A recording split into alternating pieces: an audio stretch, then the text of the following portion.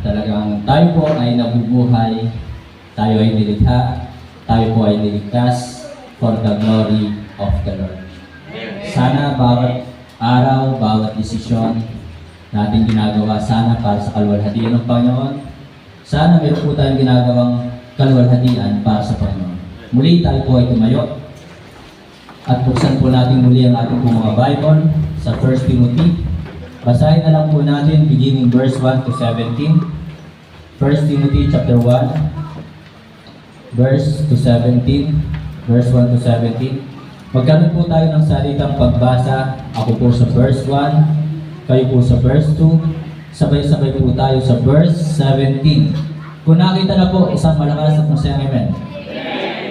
Verse 1. Paul, an apostle of Jesus Christ, by the commandment of God, our Savior, and Lord Jesus Christ, which is our hope. To kayo po. Unto you, my own son, and grace, mercy, and peace from God our Father, Jesus Christ our Lord. As I besought thee to abide still at Ephesus, when I went into Macedonia, that thou mightest charge some that they teach no other doctrine. For Neither they live with false and endless theologies, which make their reflections rather than godly and lying, which is very so do. now the end of the commandment is charity, out of a pure heart, and of a good conscience, and of faith unfeigned. Verse 6. From which some have been served and their desires in vain doctrine. Desiring to be teachers of the law, understanding neither what they say, nor whereof they affirm. Verse 8. But we know that the law is good if a man uses it lawfully. Knowing this, that the law is not made for a righteous man, but for the lawless and disobedient, for the ungodly and for sinners, for unholy and profane, for murderers of fathers and murderers of mothers, for manslayers. 10. For whoremongers, for them that defile themselves with mankind, for men stealers, for liars, for perjured persons, and if there be any other deeds. According to the glorious gospel of the blessed God, which was committed to my trust. 12. Penetrating Christ Jesus Christ our Lord, that he will be, for that he comes to the faithful, who continue in the ministry. Who was before a blasphemer and a persecutor and injurious, but I obtained mercy, because I did it ignorantly in unbelief. 14. And the grace of our Lord was seen in God, with faith in the love which is Christ Jesus. This is a faithful saying and worthy of all acceptation, that Christ Jesus came into the world to save sinners, of whom I am chief. 16. Howbeit for this gospel obtained mercy, that indeed first Jesus Christ might through work of long suffering, for after them which should after believe on him to die everlasting. Verse 17, altogether ready with. Now to the King, eternal, immortal, invisible, the only wise God, be honor and glory forever and ever. Amen. Purihin po ang Diyos pagkabasa ng kanyang banal na salita. Tayo po lahat ay umupo, pumikit, tayo po ay manalangin. Dakilan Diyos na makapangyarihan sa lahat. Magandang umaga po sa iyo. Aming Ama na nasa langit, kami patuloy na magpupuri, magpapasalamat sa iyo sa pamamagitan ng mga pag-aawitan, awitan na talagang maka-Diyos, awitan na talagang nagbibigay sa amin ng hamon upang kami gumawa ng mga bagay na kalugod-lugod sa iyo. Patuloy ka namin sasambahin, pupurihin, pasasalamatan sa pamamagitan po ng aming pong pakikinig ng inyong pong banal na salita at sa pamamagitan po ng aming pong paghahandog ng aming katawang ito, na ito po ay maging kagamit-gamit po sa inyong pong gawain, sa inyong pong kaluwalhatian. Salamat sa buhay na inyong pong pinahiram sa amin. Salamat sa kaligtasan na ibinigay mo po sa amin, na kami po ay tinubos ng dugo ng aming pong Panginoon sustud po sa krus ng Kalbaryo. Na kami po sa kaligtasan ito, sa inyong pong pag-ibig na ito, hindi po kami karapat-dapat, sapagkat kami po ay mga taong makasalanan. Pakalinisin mo po ang aming pong buhay, Gawin mo po na ito po ay maging kagamit at karapat-dapat sa inyo pong gawain sa paglilingkod po sa inyo. Banal na Espiritu, pakapuspusin mo po kaming pangunahan sa lahat ng aming gagawin. Pakibigyan po kami ng knowledge at wisdom, understanding sa inyong pong banal na salita. Dalangin ko po, Ama, ang inyong pagkilos at paggawa sa aming kalagitnaan. Itago mo po ako sa inyong likuran. Ikaw ang siyang makita, malulhati at maparangalan. Pangalan mo po ang siyang may taas. Ang iyong kadakilaan at ang iyong kapangyarihan ang siyang aming makita at may taas. Salamat po sa buhay ng bawat isa. Pagpalain mo po ang mga kanilang buhay, trabaho at pag-aaral, maging ang kanilang mga mahal sa buhay. Pagpalain mo rin po. Salamat po sa inyong pong banal na salita na mahahayag ngayon. Sapagkat ito po, ang inyong pong banal na salita ay higit pa sa mga kayamanan sa mundong ito. Higit pa sa mga ginto at pilak sa mundong ito. Kaya talagang naway lagi namin nasain sa aming pong buhay na ito'y aming pag-aralan, pakinggan at i-apply sa aming pong buhay. Salamat po, Ama, sa umagang ito at patawad sa aming pagkukulang, kasalanan na nagagawa laban sa iyo. Aking ibinabalik sa iyo, Ama, ang lahat ng kalulhatian, papuri, pasasalamat.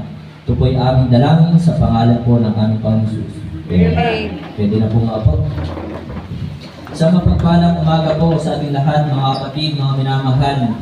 At salamat sa ating mga bisita from Pinalaglagan at salamat, mayroon din nga pala tayong second time visitor dito at yun nga po ay si Jillian.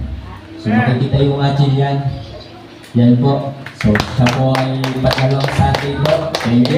At last Sunday umatid po siya maghapon at umatid pa siya ng prayer meeting.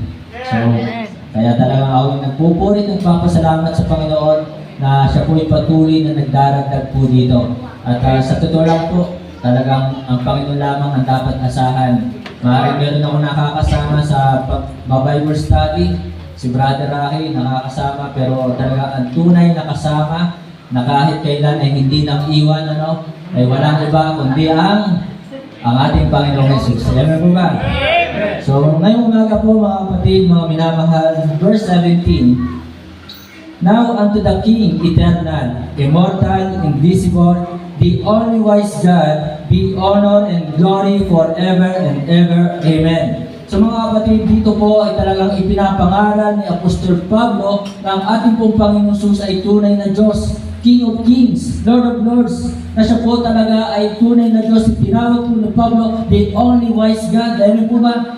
So the only wise God. So talagang nakakalungkot na maraming mga relihiyon ngayon nagtuturo ng mali at dahil sa kanilang pagtuturo ng maling doktrina, kaya nga sabi nga po dito sa verse 3, I besought thee to abide still kung paanong ipinamamanhid ko sa iyo na ikaw ay matira sa Efeso na pumaparoon ako sa Macedonia, Brother Edwin, medyo malakas, Macedonia, upang may pagbilin mo sa ilang tao na huwag magsipagturo ng ibang aral. So huwag magsipagturo ng ibang aral. So ibig sabihin mga kapatid, mga minamahal, kapag binago natin ang salita ng Diyos, kapag dinagdagan natin ang salita ng Diyos, amen po ba? Kapag tayo pinagturo ng mali sa salita ng Diyos, hindi po ito nakakapagbigay kalwalhatian sa ating Diyos, sa ating Panginoon Jesus. Amen? So ang title po this morning, For the Glory of the Lord, na dapat sa bawat ginagawa natin and every choice, sabi nga ng inawit kanina, and every choice we make, dapat ito ay for the glory of the Lord. Amen po ba? Kaya dapat bago natin gawin ang isang bagay, iniisip muna natin, ito ba ay makakapagbigay kalwalhatian sa Diyos? So for the glory of the Lord. So yun po ang nais ng Diyos. Kaya mga kapatid, mga minamahal, kung hindi tayo sumasamba kapag araw ng linggo, wala tayo sa sambahan ng ating Panginoon, hindi tayo nakakapagbigay ng kalwalhatian sa Diyos. Amen? So kapag tayo mga anak, mga kabataan, hindi tayo sumusunod sa ating magulang, hindi tayo nakakapagbigay kalwalhatian sa ating Diyos, sa ating Panginoon Jesus, na kapag ang lagi nating sagot sa ating magulang, wait lang. Diba? Ganyan ang mga kabataan ngayon, wait lang, tapos kapag sila nag-utos, agad ang gusto ng mga kabataan, masunod ang kanilang utos. Amen? So, hindi ito nakakapagbigay kalwalhatian, kaluguran sa ating Diyos. Kaya mga kapatid, mga minamahal, in every choice we make, It should be for the glory of the Lord. Ito ay dapat para sa kaluwalhatian ng Diyos. Dapat iniisip natin ang mga bagay na ating ginagawa. Amen? Sa mga kapatid, mga minamahal, maraming tao masaya sa kanilang ginagawa. Pero hindi lahat ng masaya ay tama. Amen? Ang iba, masaya nagiinom, pero tama ba yun? Diba? So hindi. Bakit? Sapagkat alam natin, ipinag-utos ng Diyos, huwag magsipaglasing ng alak. At alam natin anong bubunga ng alak sa ating katawan. Alam natin anong ibubunga ng mga bisyo sa San Jose. Nitong pagpasok ng January, dalawang tao or dalawang lalaki agad ang namatay po diyan na aksidente sa motor. Bakit? Galing sa beer house, lasing, bumangga sa truck, patay. Kaya sabi ng tinuturuan ko sa Rusi San Jose, sabi ng OIC doon, hindi talaga kalooban ng Diyos, hindi talaga nakapagbigay kaluwalhatian sa Diyos ang pag-inom, paglalasing ng alak. Amen, di ba? So mga kapatid, mga minamahal, sana lahat ng ating ginagawa, iniisip muna natin, ito ba ay nakakapagbigay kaluwalhatian sa Diyos? Kung hindi tayo nag-aaral ng salita ng Diyos, hindi tayo nakikinig ng salita ng Diyos, hindi tayo nakakapagbigay kaluwalhatian sa Diyos, hindi tayo gumagalang sa ating magulang. Marami ngayon nakalimutan ng mamumupo. Diba? So, kung hindi tayo namumupo sa ating magulang, nawawala na yung magandang asal. Diba? Kung tayo nananagot sa ating magulang, ito ay hindi nakakapagbigay kaluwalhatian sa Diyos. Amen? Marami pa naman ngayon sa mga kabataan na kung masagot ang kanilang magulang ay inang at wagas. Diba? Parang sila yung nagpapakain, parang sila nagpapasweldo sa kanilang magulang. So mga kapatid, mga minamahal, kahit ano pa ang iyong matapos, mga kabataan, kahit ito ay nakakapag-aral, mataas ang iyong kurso, sana nandoon nananatili ang paggalang, pagsunod, pagmamahal sa magulang. Amen? Sapagkat ang kawalan ng pagmamahal, paggalang sa magulang ay hindi nakakapagbigay kaluwalhatian sa Diyos. And every choice, sana para sa kaluwalhatian ng Panginoon. Amen?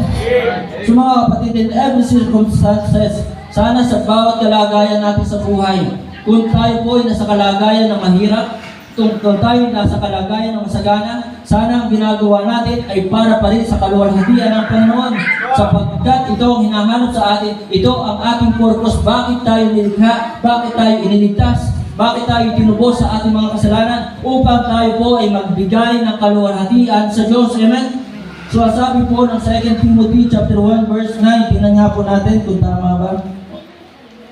2 Timothy chapter 1 verse 9. Sabi po dito sa verse 9, who hath saved us. So si Kristo ang nagligtas sa atin and called us, tinawag tayo with a holy calling ng banal na pagkatawag. At sabi pa po dito, not according to our works, hindi sa pamamagitan ng ating gawa, but according to His own purpose and grace, which was given us in Christ Jesus before the world began. So mga kapatid, mayroon pong purpose. Bakit tayo narito? Bakit tayo nilikha? Bakit tayo iniligtas? Mga kapatid, hindi tayo nandyan, nakaupo lang tayo, pamparami lang tayo. Kailangan ng bawat Kristiyano, anuman ang sitwasyon mo sa buhay, anuman ang kalagayan mo sa buhay, mahirap ka man, tatayo ka man na masagana ka, dapat ang ating iniisip ay kaluwalhatian para sa Diyos. Nag-iisip tayo, anong may bibigay natin, anong may babalik natin para kalugod-lugod sa ating Panginoon. Amen?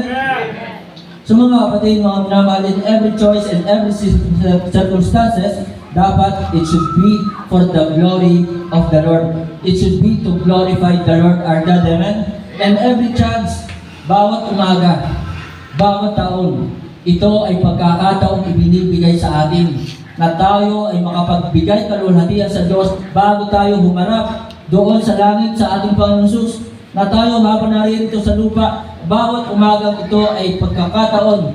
Kaya nga sana kung inyo pong pinakinggan yung awiting Tagalog kanina, kung makakanta ko lang sana, kakanta ito yung baka umulan eh. Yung isang pagkakataong ipinahiram sa atin. Diba? Na sana talagang bawat sandali ay gamitin natin para sa kaluwalhatian ng Panginoon. So, naiisip ba natin yon?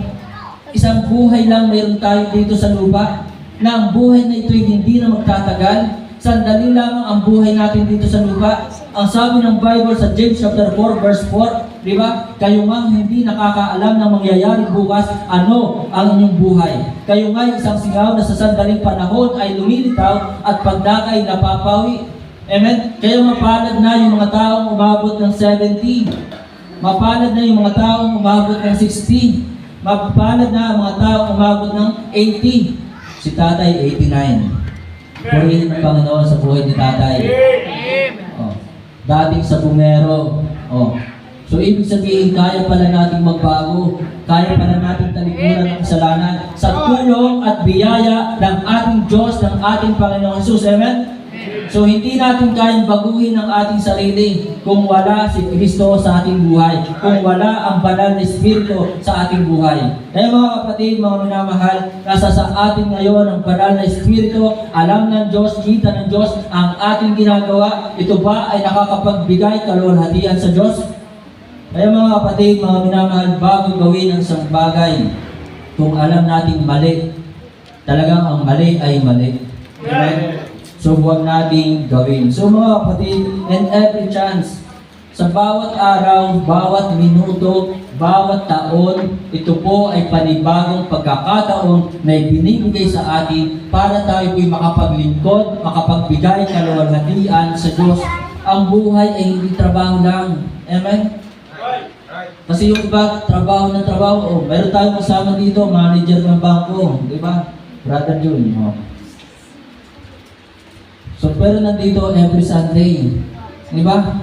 So, hindi pinagpapalit ang araw ng linggo sa trabaho. Sapagkat yan ang buhay natin. Bilang tayo ay mga Kristiyano, bilang tayo tagasunod ni Kristo, dapat nagbibigay ng kaluwalhatian sa Diyos. Amen?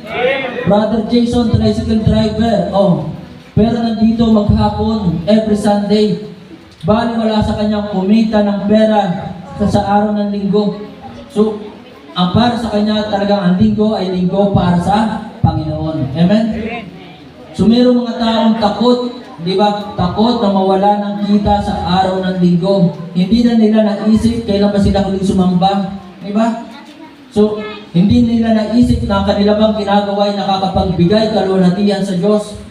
So, mga kapatid, mga minamahal, kung ikaw ay nandito every Sunday, sumasamba sa Panginoon, nakikinig ng salita ng Diyos, ito ay pagbibigay kaluguran, kaluwalhatian sa Diyos. Amen? So mga kapatid, mga minamahal, bakit ba kailangan natin? Bakit kailangan natin magbigay kaluwalhatian sa Diyos? Ito nga po, unang-una, ito po ang ating purpose. Ito ang ating layunin. Amen? Na talagang tayo ay nilikha. Opo, tayong malaya. Malaya tayo. Pero it doesn't mean, hindi ibig sabihin ito, pwede mo nang gawin lahat ng gusto mong gawin. Amen? Binigyan tayo ng kalayaan upang gawin kung ano ang kalooban ng Diyos. Binigyan tayo ng kalayaan upang gawin kung ano ang mga utos ng Diyos, hindi ang mga bagay na masama. Amen? Pero anong tao ngayon? Ipag-pray nyo po, talagang magulo na ang panahon natin ngayon, di ba? Marami nang namamatay sa Iran, sa Israel. Kaya ito po ay talagang ibig sabihin lang nito, malapit nang bumalik ang ating Panginoong Jesus. At sa kanyang pagbabalik, tayo po ay kanyang kukunin at ipagsasama doon sa kanyang kaharian sa langit. So yung mga kaguluhang iyan ay mga palatandaan, isa sa palatandaan, malapit na siyang bumalik. So mga kapatid, bakit kailangan natin magbigay kaluwalhatian sa Diyos? So, sabi nga po kanina sa inawit, sabi po dito sa For the Glory of the Lord, sabi po dito, the Lord is my shepherd, my guardian, my guide. So, ang Panginoon ang ating pastol. Amen? So, ibig sabihin po mga kapatid, mga minamahal, ang sabi pa dito, I shall never hunger. So, ibinibigay ng Diyos ng Panginoong Jesus lahat ng ating kailangan, yung ating kakainin. Huwag mong sasabihin na ikaw ang bumili niyan. Huwag mong sasabihin ikaw ang nagluto niyan. Amen? Lahat ng mayroon tayo, ito po ay galing sa Panginoon. Sapagkat kung wala ang Diyos, wala tayo, wala ang mga bagay na yan. Amen? Kaya ito po yung isa sa mga dahilan bakit tayo dapat nagbibigay kaluwalhatian sa Diyos. Bakit humihinga ka? Bakit mayroong libreng hangin? Diba? Sa ospital, magpunta ka ng ospital, libre bang hangin doon? Yung oxygen may bayad, diba? Pero salamat, meron tayong libreng hangin. Amen? So mga kapatid, ito po yung sinasabi ng awitin, I shall never hunger, all my needs He will provide. Amen? So ito po yung isa sa mga dahilan bakit kailangan natin magbigay kaluwalhatian sa Diyos. Kaya mga kapatid, mga minamahal, sa pagpapatuloy po, ang sabi po ng verse 1, ang 1 Timothy chapter 1, verse 1, tingnan niyo po yung Bible. Ito po yung matinding dahilan bakit kailangan natin magbigay ng kaluwalhatian sa Diyos.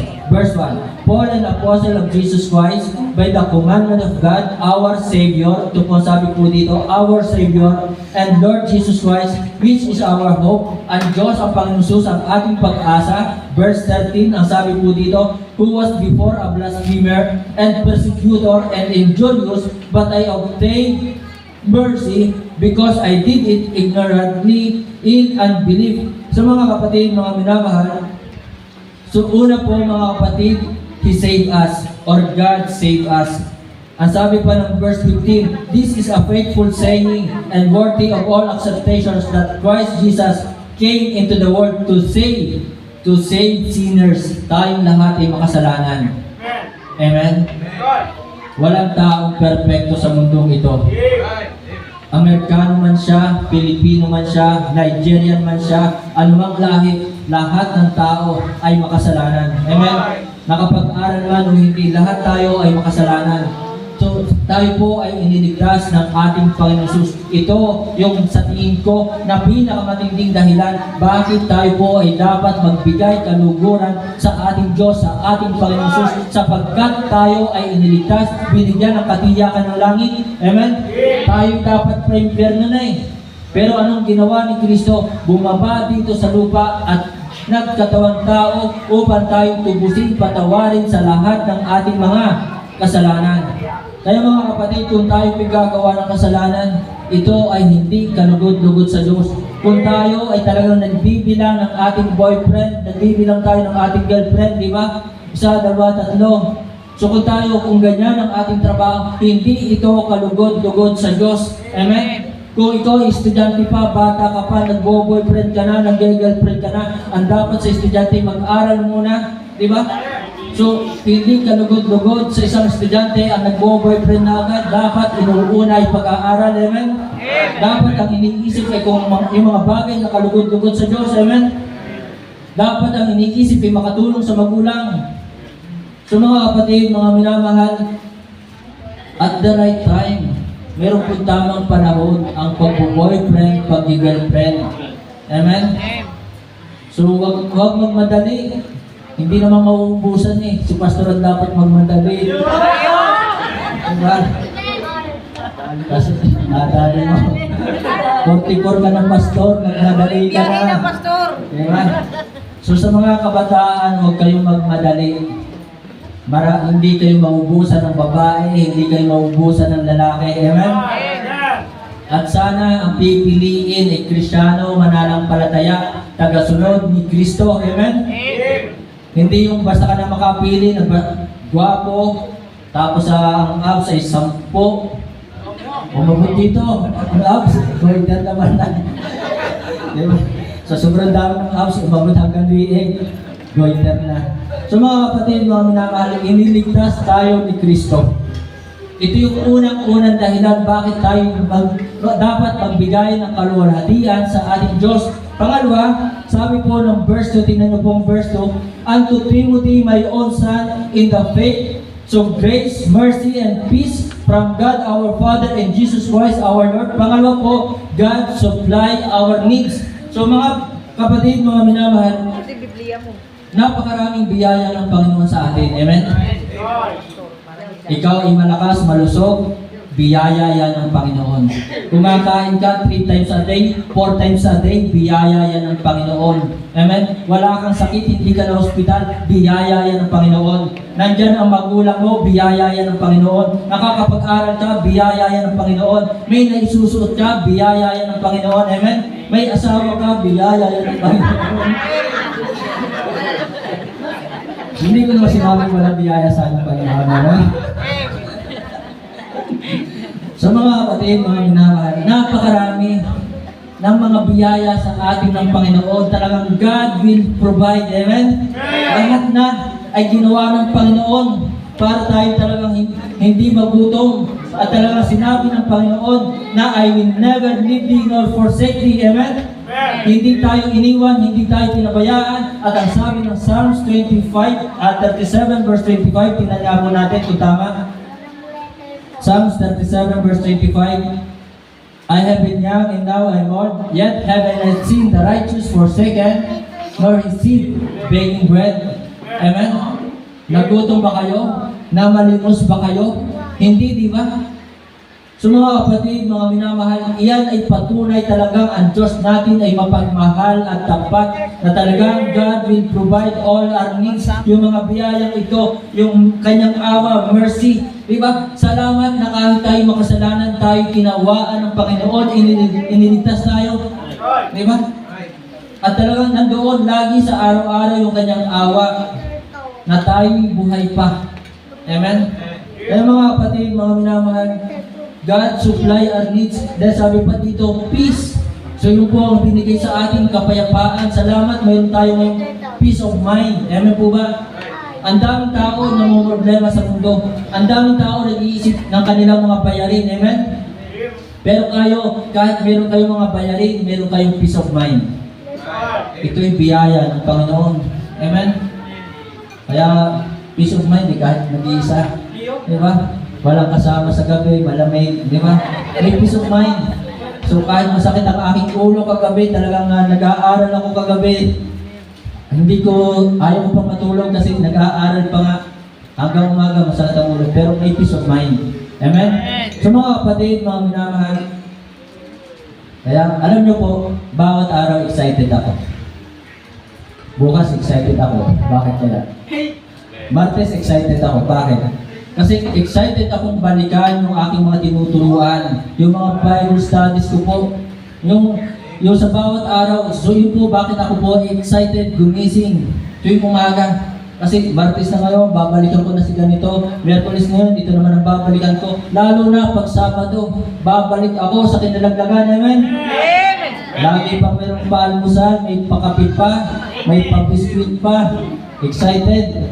So mga kapatid, mga minamahal, God supply our needs, grace, mercy, and peace. And then verse 16, sabi po ng verse 16, tinan niyo po, how be it for this cause, sabi po dito, I obtain mercy that in me first Jesus Christ might show forth all long suffering for a pattern to them which should hereafter believe on Him to life everlasting. So mga kapatid, God suffered for us. Binanggit po dito yung long suffering. Tunay naman, hanggang ngayon, hindi lamang po noon, kundi hanggang ngayon, ang Diyos, ang ating Panginoong Jesus ay nagtitiis sa atin. Nagtitiis ang Diyos sa mga taong makasalanan ito, na talagang nagtitiis ang Panginoon sa mga taong ito na nakalimutan na ang Panginoon, nakalimutan na ang ating Diyos, nakalimutan na ang pagsamba, di ba? Nakalimutan na ang ating Panginoon at naalala lamang ang Panginoon kailan? Kapag may kailangan. Di ba? Doon lamang sila nakakaalala sa Panginoon kapag may sakit. Di ba? So, hindi pa nagtitiis ang ating Panginoon na, di ba masakit yun? Sa mga magulang. Oh, kayo ba'y masaya? Kayo mga magulang na kaya lamang kayo maaalala ng inyong mga anak ay kapag hihingi ng baon. Di ba? Pero kapag nabigyan na ng baon, ay basta natatalikod, wala nang niha. Di ba? Di ba lamang nagpasalamat? So masaya ba kayo mga magulang na gano'n ang ugali ng inyong anak? Di ba? Na maaalala lamang kayo ng inyong mga anak na nagtatrabaho sa malayo kapag sila na ay may kailangan. Di ba? Na kapag sila mag-aasawa na, Nay, nakabuntis na ako. Malapit na yata si Pastor mag-aasawa na. So mga kapatid, mga minamahal, hindi po natutuwa, hindi nanunugod ang Panginoon na kung bakit lamang tayo nakakaalala sa Kanya ay kapag mayroon tayong kailangan. Sa totoo lang, sa bawat araw may kailangan tayo, kaya dapat lagi tayong sumasamba sa Panginoon, nakikinig ng Kanyang salita, na tayo po ay nagpe-pray, sinusunod ang mga kalooban ng ating Panginoong Diyos. Amen? Huwag natin tularan ng ibang tao, masaya na sila sa kanilang mga bisyo, pagsusugal. So, opo, masaya, pero hindi ito tama. Hindi ito dapat gawin. Amen? So, hindi ko pinapakilman ang kanilang mga pera. Naaawa lang ako sa kanilang buhay. Sapagkat talagang atungang, o anong yaman. Talagang sabi ng batas, nobody is untouchable. So mga kapatid, no one is above the law. So, hanapin natin ha. Hati-hati tayo. So mga kapatid, mga minamahal, masaya sila. Pero anong kapalit ngayon? Talagang, ang lahat ay may hangganan. Amen? Ang lahat ay may hangganan. Kaya mga kapatid, mga minamahal, God suffered for us. Kaya dapat tayo po'y nagbibigay ng kaluwalhatian sa ating Diyos, sa ating Panginoong Jesus. Then next mga kapatid, mga minamahal, how to give glory to God or how to glorify the Lord our God. Paano ba tayo makakapagbigay kaluwalhatian sa Diyos? Ito naman po yung sunod na tanong na ating pong sasagutin. Una, sabi po ng verse 1, Paul, an apostle of Jesus Christ, by the commandment of God our Savior and Lord Jesus Christ, which is our hope. So upang tayo po ay makapagbigay kaluwalhatian sa Diyos, amen po ba? By doing God's commandment, sa pamamagitan ng mga pagsunod sa kanyang mga utos. So dapat lahat ay susundin, wala tayong pipiliin. Amen? Ang iba makapili eh. So tapos na ang panahon ng hapon. Amen? So dapat wala nang makapili. So ibig sabihin dapat lahat ng utos ng Diyos ay ating sinusunod. Kung utos ng Diyos, huwag pabayaan ang pagsamba, gawin po natin. Kung utos ng Diyos, magpatawad ka, gawin natin. Amen? Napakasarap ng pakiramdam ng nagpapatawad. Diba? Napakasarap ng pakiramdam ng walang dinadalang sama ng loob. Amen? So yun po yung utos. So dapat tayo po talagang nagpapatawad, huwag gaganti, at tayo po ay magtitiisan sa isa't isa, at tayo po ay talagang magbabahagi ng salita ng Diyos, attend tayo ng prayer meeting, magbibigay tayo sa gawain ng Panginoon. Ito ang mga utos ng Diyos, wala tayong pipiliin. Mahalin ang magulang, amen? Mahalin ang kapwa, mahalin ang kaaway, amen? Love your enemies, Matthew chapter 5 verse 44, tingnan nga po natin. So wala po tayong dapat piliin sa mga utos ng Diyos. So sabi po dito, but I say unto you, love your enemies. So ibigin ang kaaway, bless them that curse you. Ang hirap maging sundalo. Ano Carlo? Paano yung pastor? May kaaway ako, kaaway ko ng PA. Utos dito, love your enemies. Paano yung hindi na ako puputok? Diba? So it is your duty. Gawin mo kung ano yung tungkulin mo. Okay? So mga kapatid, mga minamahal, tayo po bilang mga Kristyano, napakasarap talagang mabuhay na walang kaaway. Diba? Kaya ibigin ang kaaway. Balik mo, Brad. Di pa tapos. So, bless them that curse you, do good to them that hate you. Diba? Gawan mo ng mabuti yung taong galit sa'yo. So, hindi natin gagawa ng mabuti yung mga taong mabait lang sa atin. Amen? Kahit galit yan sa iyo, gawan mo pa rin ng mabuti, bigyan mo ng tinapay, bigyan mo ng soft drinks, di ba?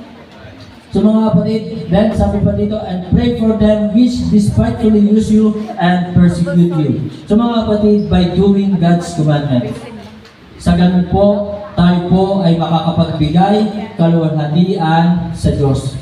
Amen? At sa ating pagsunod, pagtupad sa mga utos ng Diyos, sabi po ng verse 18 ng po ng Bible, but we know that the law is good. Ang batas, utos ng Diyos, napakabuti. Amen? Ito'y para sa ating kabutihan. Amen? And then sabi po dito, if a man use it lawfully. So mga kapatid, kung gagawin natin, kung susundin natin ang mga utos ng Diyos, do it properly. Hindi yung basta mo lamang nasunod. Amen? Parang ganito po yan. Mahal mo magulang mo, sabi mo mahal mo magulang mo. Inutusan ka magsaing. Sumunod ka nga. Nagsaing ka. Nilagyan mo ng tubig, hindi mo na sinukat. inilagay mo doon sa gasol o sa gasol, inilagay mo, iniwan mo na. At least, pastor, sumunod. Di ba?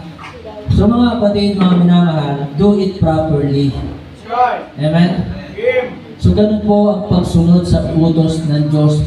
Dapat ginagawa natin ng tama, hindi lang basta nasunod ang mga utos na ito. Kaya mga anak, huwag kayong magdadabog sa inyong magulang ha. Kapag kayo inuutusan, huwag kayong magagalit ha. Huwag niyo sasabihin, bakit ako? Lagi na lang ako. Di ba? Pasalamat ka. Iisa ka. Kaya pala lagi ikaw, isa ka pala. Iisang anak. Di ba?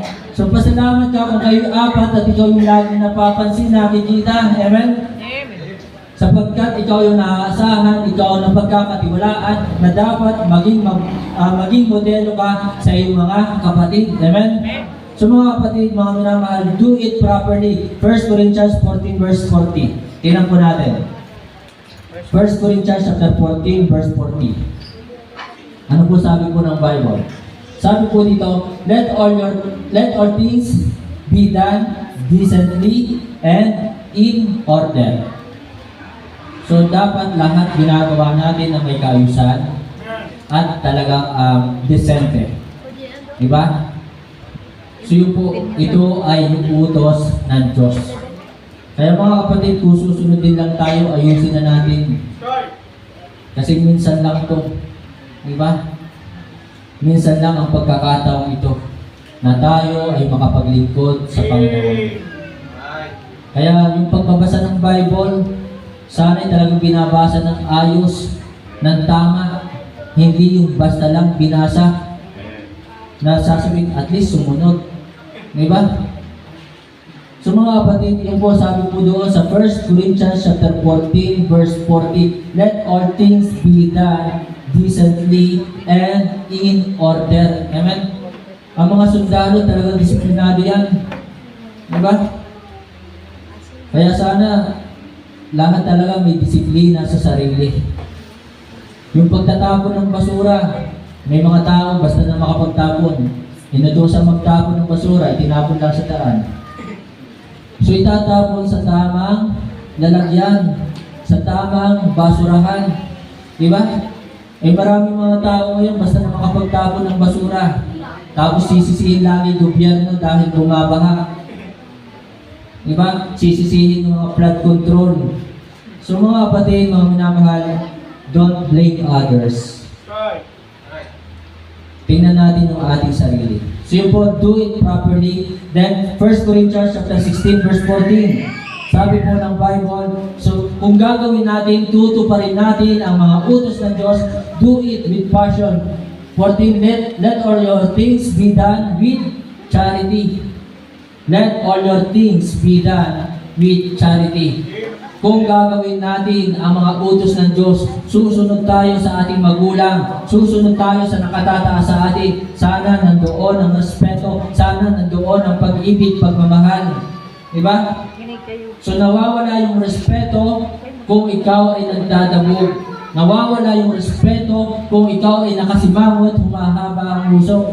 So let all your things be done with charity, and then doing God's commandments, let us do it with purpose. Sana mayroon tayong purpose. Katulad nito, bakit tayo nandito sa bahay-sambahan? Para makita si Crush, yun ba? Yun ba yung ating purpose? Kung bakit tayo narito sa bahay-sambahan? Nagiging dating place ang bahay-sambahan? Diba? Nagiging marites place ang bahay-sambahan? Yun ba ang ating purpose? Na kaya tayo narito ay para makipagmaritisan? So mga kapatid, kung tayo po ay susunod sa mga utos ng Diyos, do it with purpose. So tayo ay iniligtas ng Panginoon, mayroon po siyang purpose, mayroon siyang layunin sa atin. Amen? Kaya mga kapatid, mga minamahal, sa ganung paraan tayo po ay makakapagbigay kaluwalhatian sa Diyos. Buksan nga natin Galatians chapter 5, 19, 20, 21. Sabi po ng Galatians chapter 5 verse 19, now the works of the flesh are manifest.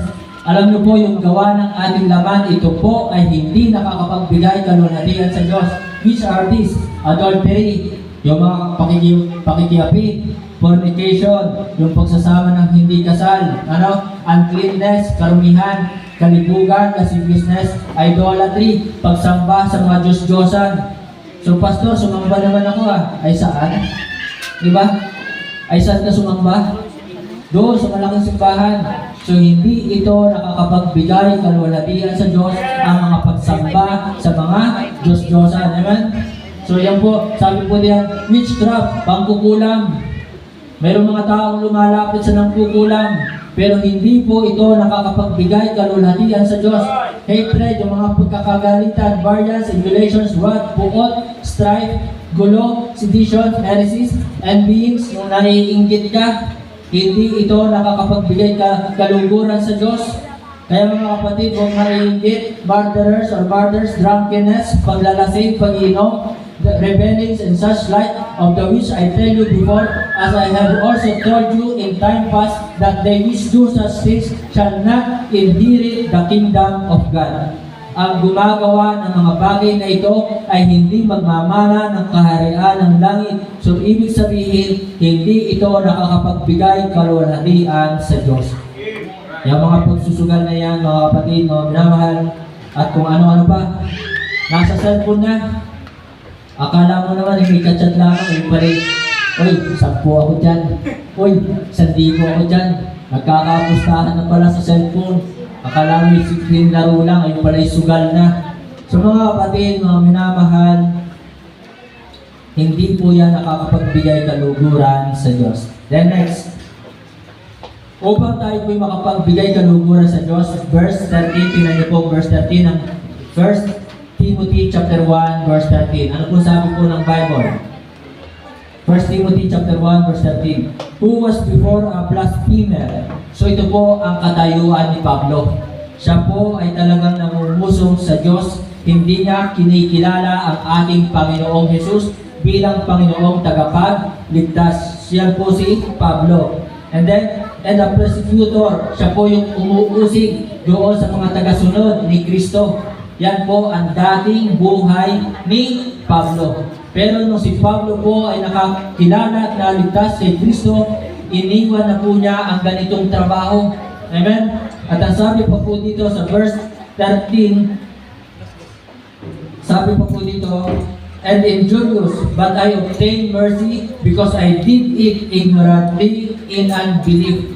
So, nagawa po yun ni Pablo na inuusig niya ang mga tagasunod ni Kristo, ikinukulong niya, pinapatay nila sapagkat hindi pa po siya nananampalataya noon sa ating Panginoong Jesus. So mga kapatid, mga minamahal, upang tayo po'y makapagbigay kalwalhatian sa Diyos by departing from corruption.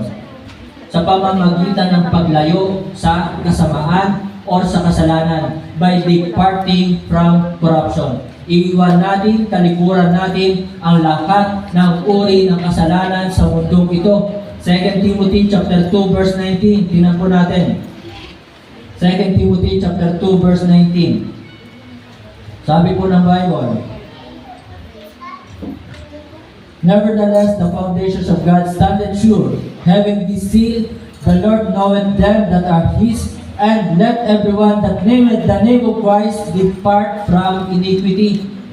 So, huwag mong sasabihin Kristiyano ka pero ikaw ay babaero. Huwag mong sabihin Kristiyano ka pero ikaw ay lasinggero or lasinggera, lalakero or sugarol.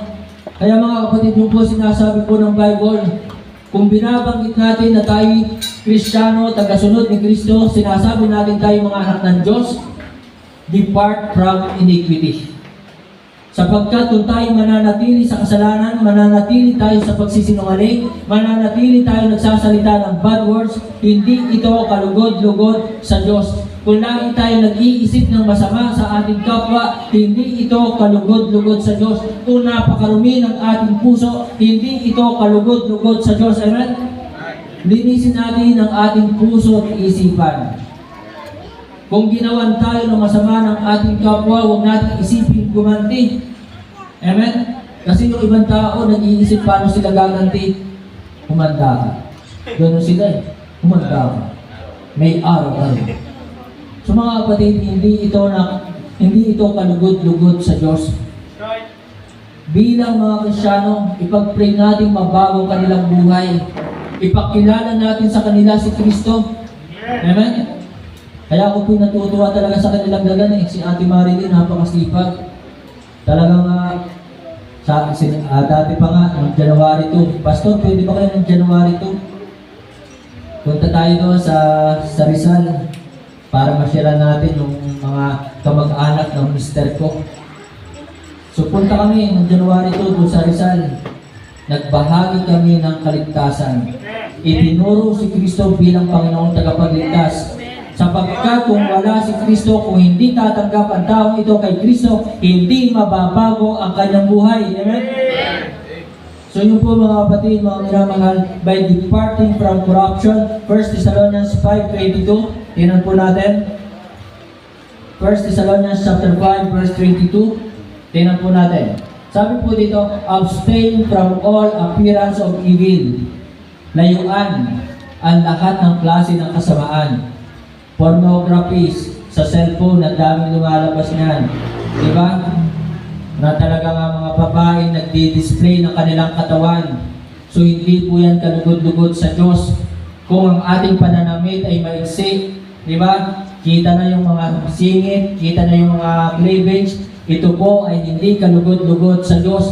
Kung tinatatuan natin ang ating katawan, hindi po ito kalugod-lugod sa Diyos. Kung ikaw ay lalaki at naghihikaw ka, hindi ito kalugod-lugod sa Diyos. Amen?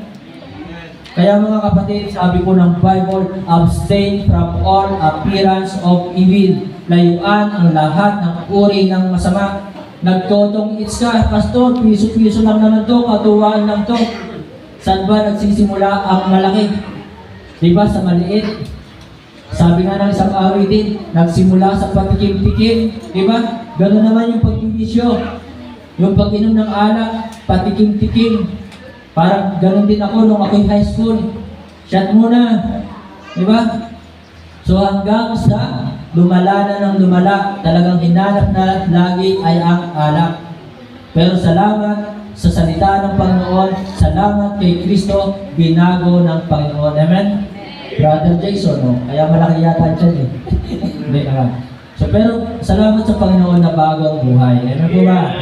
Dating nag-iinom kung na, di ba, tagaan niya, kinalagdagan. Maring dati nakikita niya yung mag-inom. Pero ngayon, si Brother Jason ay talagang hindi na nag-iinom. Kaya mga kapatid, mga minamahal, ibahagi natin si Kristo. Then next, upang tayo po'y makapagbigay kaluwalhatian sa Diyos. Verse 3 and 4. Sabi po ng 1 Timothy chapter 1, verse 3 and 4. Tingnan niyo po yung Bible sa verse 3. As I besought thee to abide still at Ephesus when I went into Macedonia, that thou mightest charge some that they teach no other doctrine. Teach no other doctrine, neither give heed to favors and endless genealogies, which minister questions rather than godly edifying, which is in faith, so do. So mga kapatid, mga minamahal, matutuwa ang Diyos sa atin. Malulugod ang Diyos sa atin. Naluluwalhati natin ang Diyos kung tayo po ay nagbabahagi ng salita ng Diyos. Amen? By dividing the word of Christ. Sa pamamagitan ng pagbabahagi ng salita ng Diyos. Kayo ba ay meron nang nabahagi na ng salita ng Diyos? Nag-chat ba kayo sa messenger, sa inyong kaibigan, sa inyong mga katrabaho ng Word of God? Nag-forward ba kayo ng mga Word of God sa inyong mga kaibigan? So ito po ay nakakapagbigay kaluwalhatian sa Diyos. Amen? Sapagkat ang salita ng Diyos ay makapangyarihan buhay. Ito ang babago sa buhay ng isang tao. Amen? At ang salita ng Diyos ay nagbibigay sa atin ng kaaliwan. Say amen kung masaya kayo nakakapakinig ng salita ng Diyos. Amen. Say amen kung masaya kayo nag-aaral ng salita ng Diyos. Amen. Sa mga kinalaglagan ko, kitang-kita ko sila yung masaya. Alam nyo, tuwing Sabado, sasabihin ko po sa inyo, ang hawak nila, Bible, at mayroon silang hawak na stabilo. At talagang guguhitan yung bawat salita na aming pinag-aaralan. So masaya silang nakikinig, masaya silang nag-aaral ng salita ng Diyos.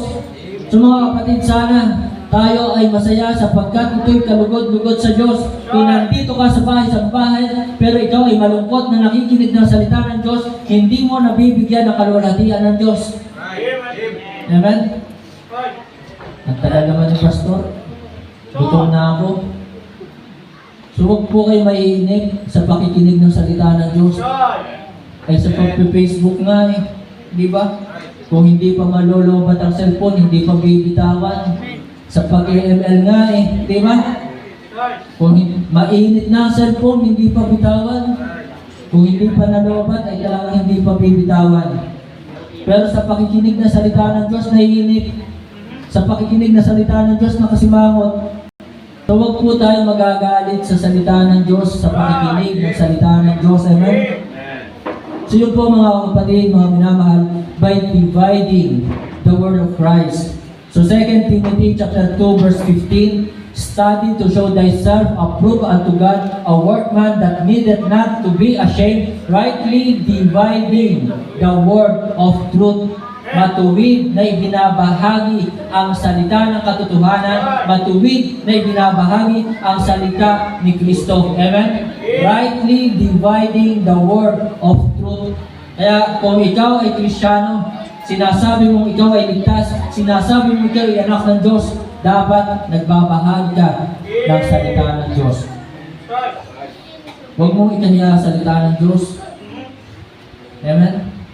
Mark chapter 8, verse 38. Say amen kung hindi kayo nahiya sa salita ng Diyos. Say amen kung hindi nyo ikinakahiyang ibahagi sa salita ng Diyos. Kaya sana mula ngayon, mag-share ka na ng salita ng Diyos. Kahit isang talata lang, Jesus wept. Di ba? John 11:35, hanggang ngayon ba? Yan pa rin ang alam mo. Di ba? John 11:35. So, magbago na tayo. 2 Timothy nga tayo. Tama ba? Mark chapter 8 verse 38. Sabi po dito, whosoever therefore shall be ashamed of me and of my words, so ang sino man, nakikinig ba kayo? Ang sabi po dito, ang sino man ikinakahiya ako, sabi ni Kristo, at ang aking salita sa makasalanang mundong ito, in this of my words in these adulterous and sinful generations, of him also shall the Son of Man be ashamed. Diba? Bakit kapag ang ating gagawin ay mali, malakas ang loob natin? Kapag mali ang gagawin, talagang hindi tayo nahihiya. Diba? Pero ang magbahagi ng salita ng Diyos, ito po ay tama, ito po ay kalugod-lugod sa Diyos, ay pero bakit ikinahihiya? So, ang sabi ni Kristo, ikakahiya ko rin siya. Sabi po ng Panginoon, sabi po dito, of him also shall the Son of Man be ashamed when he cometh in the glory of his Father with the holy angels. Kaya mga kapatid, mga minamahal, mahiya tayo na gawin ang mali. Diba? Ang iba, proud pa sila, dalawa kanilang girlfriend, ako'y wala pa. Diba? Dalawa kanilang boyfriend. So, tuwan-tuwa sila na sila nakakapagpalit. So, mga kapatid, mga minamahal, mahiya tayong gumawa ng masama. Mahiya tayong magsugal. Mahiya tayong mag-bake. Estudyante pa lamang ngayon, ang lakas na mag-bake. Estudyante pa lamang ngayon, malakas na magsugal. Diba? Wala pa naman trabaho. So, yan po ang mga bagay na dapat nating ikahiya. So mga kapatid, by dividing the word of Christ. Yun. Malakas daw mag-Shopee. Di ba? Pagdating na Shopee, sino magbabayad? Ang mami. May banker. Di ba? Tipid-tipid pag may time. Di ba? Pag hindi kailangan ay huwag bilhin. Diba? Kasi kahit anong laki ng sweldo ng isang tao, kung malaki rin naman tayong gumastos, tapos magre-reklamo, kulang ang sweldo, maliit ang sweldo, eh lakas pa lang gumastos eh. Diba? Kaya lagi ko sinasabi sa inyo, magkano aking allowance? 1.5. Di ba? Weekly, 1.5. Pero nakakaipon pa ako eh. Nakakapagpahiram pa rin ako. Kasi nga, hindi ko binibili ang mga bagay na hindi kailangan. Diba? At isa sa lahat, pinakamaganda sa lahat, wala ng bisyo. Diba? Ay noon, nung ako may trabaho, malaking sweldo ko, weekly may sweldo ko, merong pumapasok ng pera sa ATM ko, ay bakit laging kulang? Wala natitira. Kasi malakas sa bisyo, malakas magpainom. Diba? So, kaya walang natitira sa aking sweldo. Pero ngayon, kahit ang aking allowance ay 1.5 weekly, nakakaipon. Meron akong panggasolina, nakakapunta ako kung saan-saan.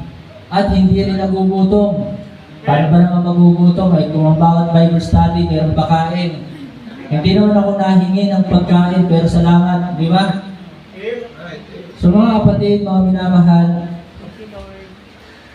hindi po yung kalugod-lugod sa Diyos kung tayo po'y sobra sa paggastos. Di ba? Ano na sila? So, ayun. Salamat. Kahit wala mali, yung aking allowance is 1.5. Meron pa rin mga madadala sa liligawan. Liligaw pala, kayo naman. Di pa, Joe? Huwag kayo maingay. Okay. Okay, so mga kapatid, tuloy na tayo. Napapalayo na eh. Verse 12. 1 Timothy chapter 1, verse 12. Ang daming ninong. Verse 12. Birit pa nga eh. Sabi po dito, and I thank Christ Jesus, our Lord, who hath enabled me, for that He counted me faithful, putting me into the ministry. So mga kapatid, mga minamahal, para tayo po'y makapagbigay kaluguran, kaluwalhatian sa ating Diyos, sa ating Panginoon Jesus, by devoting our conversations to Christ. Sa pamamagitan ng paglalaan ng ating buhay na ito kay Kristo. Dapat lagi tayo mayroong oras, panahon sa Diyos. Amen po ba? Huwag nating tularan ng ibang tao na talagang wala ng panahon. Lagi na lamang sagot kay Pastor, Pastor, busy ako. Pastor, madami akong ginagawa. Pastor, kailangan ko magpahinga ngayon. So mga kapatid, mga minamahal, ang Diyos si Kristo, kailanman ay hindi nawala ng oras, panahon sa atin. Amen? Kaya mga kapatid, hindi tayo nakakapagbigay kaluguran o kaluwalhatian sa Diyos kung wala na tayong panahon sa Kanya. Amen? So dapat ang buhay na ito, yung conversation pong ito po ay hindi pag-uusap. Ang conversation na ito sa Tagalog, ito po yung ating pamumuhay. Amen? Sapagkat sabi nga po ng Hebrews 13 verse 5, tingnan niyo po ang inyong Bible, sa Hebrews chapter 13 verse 5, let your conversations be without covetousness. Hayaan ninyo na ang pamumuhay ay walang maging kasakiman. Dapat tayo sa ating buhay, hindi tayo nagiging sakim. Be content with such things as you have, for He had said. So kung hindi ka nakokontento sa buhay mo, hindi ito kalugod-lugod sa Diyos. Dapat bilang Kristyano ay tayo mayroong contentment, lagi tayo may kagalakan na makinig at maglingkod sa Panginoon. Amen? So ang conversation po yung ating buhay. So yun po. Kaya mga kapatid, yung ating time, talent, treasure, sana meron tayo para sa Panginoon. Dapat yung ating ibibigay sa Panginoon yung best po natin. Amen? Kaya mga kapatid, mga minamahal, ang sabi po ng 1 Corinthians 6:19-20, bibilisan na po natin. 1 Corinthians chapter 6, verse 19-20, and Romans chapter 12, verse 1 and 2. Sabi po muna ng 19-20, what? Know you not that your body is the temple of God? Ang katawan natin ito, templo ng Diyos, mga kapatid, mga minamahal, kaya huwag sisirain sa bisyo. Diba? Kung wala namang gagawin sa gabi, huwag ka magpuyat, sapagkat ang pagpupuyat, ito po ay nakakasira ng ating kalusugan. Amen?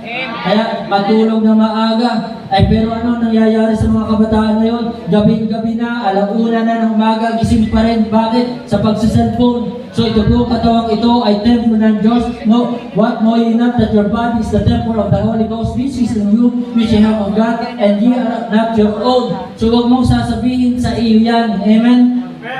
Ito po ay pahiram lamang sa atin ng Diyos. Pahiram lang. Anytime pwede itong kunin, bawiin ng ating Panginoon. At sabi po dito, for ye are bought with a price, therefore glorify God. Glorify God in your body and in your spirit, which are God's. So, luwalhatian nga ninyo ang Diyos sa inyong katawan. Kaya dapat ang katawang ito, bibihisan natin ng maayos. Amen? Ang katawang ito ay huwag nating tatatuan. Ang katawang ito huwag nating sisirain sa mga bisyo. Amen? Ang katawang ito huwag nating dadalhin sa mga beer house. Ang katawang ito huwag nating dadalhin sa mga sapungan. Amen po ba? So mga kapatid, ito po ay templo ng Diyos. Ito po ay binili na ng Diyos. Ito po ay tinubos ng Diyos. Ito po ay pag-aari ni Kristo. Kaya mga kapatid, mga minamahal, glorify God in your body.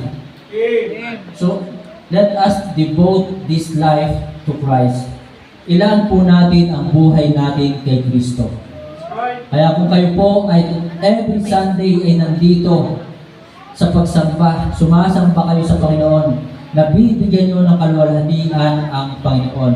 Romans chapter 12 verse 1 and 2.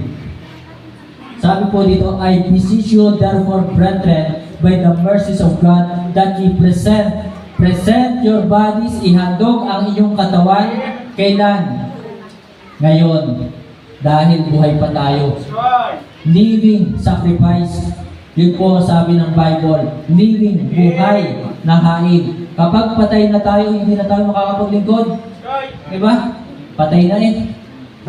Kaya mga kapatid, habang naririto tayo sa mundong ito, habang buhay pa tayo, dapat inihahandog natin ang katawang ito, living sacrifice.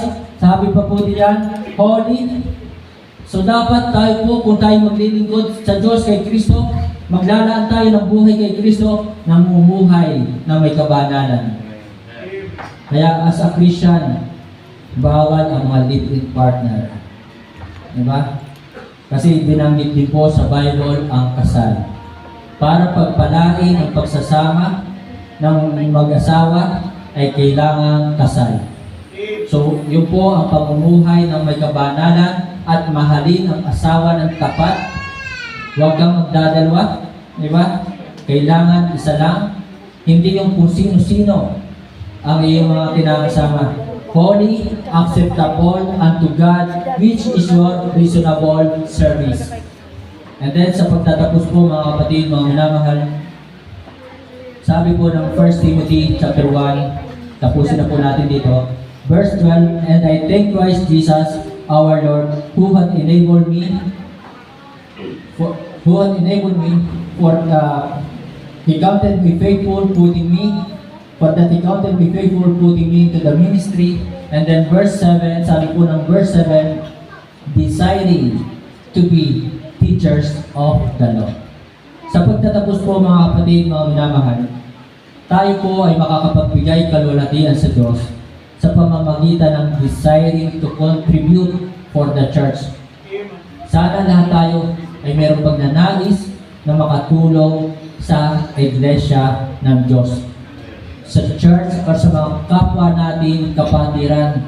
Sana meron tayong desire na makatulong po dito. Ewan po ba? Makatulong sa kahit sino man sa atin, sapagkat ito talaga ang kalugod-lugod sa Diyos, na tayo ay merong malasakit sa gawain ng Panginoon.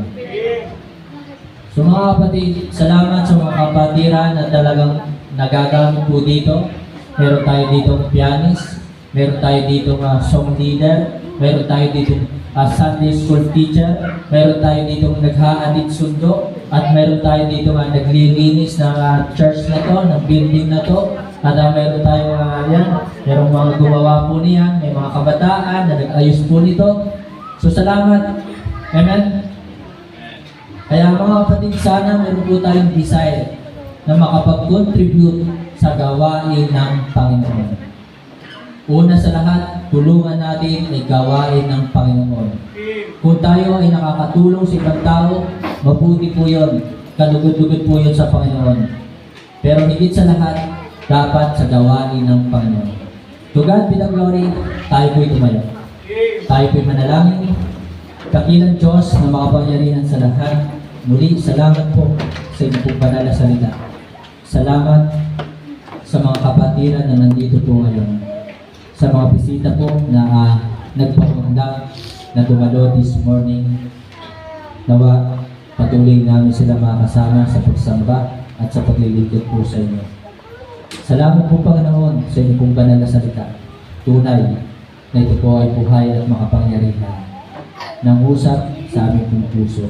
Binabago ang aming buhay.